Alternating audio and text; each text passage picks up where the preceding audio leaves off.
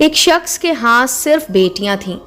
ہر مرتبہ اس کو امید ہوتی کہ اب تو بیٹا پیدا ہوگا، مگر ہر بار بیٹی ہی پیدا ہوتی۔ اس طرح اس کے ہاں یک کے بعد دیگرے 6 بیٹیاں ہوئیں۔ اس کی بیوی کے ہاں پھر ولادت متوقع تھی۔ وہ ڈر رہا تھا کہ کہیں پھر لڑکی پیدا نہ ہو جائے۔ شیطان نے اس کو بہکایا، چنانچہ اس نے ارادہ کر لیا کہ اب بھی لڑکی پیدا ہوئی تو وہ اپنی بیوی کو طلاق دے دے گا۔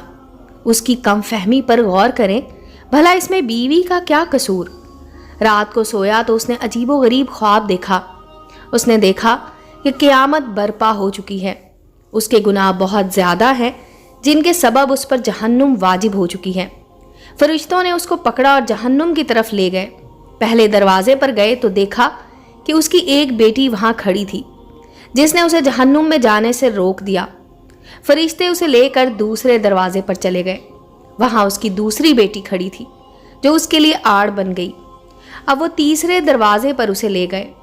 وہاں تیسری لڑکی کھڑی تھی جو رکاوٹ بن گئی۔ اس طرح فرشتے جس دروازے پر اس کو لے کر جاتے وہاں اس کی ایک بیٹی کھڑی ہوتی جو اس کا دفاع کرتی اور جہنم میں جانے سے روک دیتی۔ غرض یہ کہ فرشتے اسے جہنم کے 6 دروازوں پر لے گئے، مگر ہر دروازے پر اس کی کوئی نہ کوئی بیٹی رکاوٹ بنتی چلی گئی۔ اب 7واں دروازہ باقی تھا۔ فرشتے اس کو لے کر اس دروازے کی طرف چل دیے۔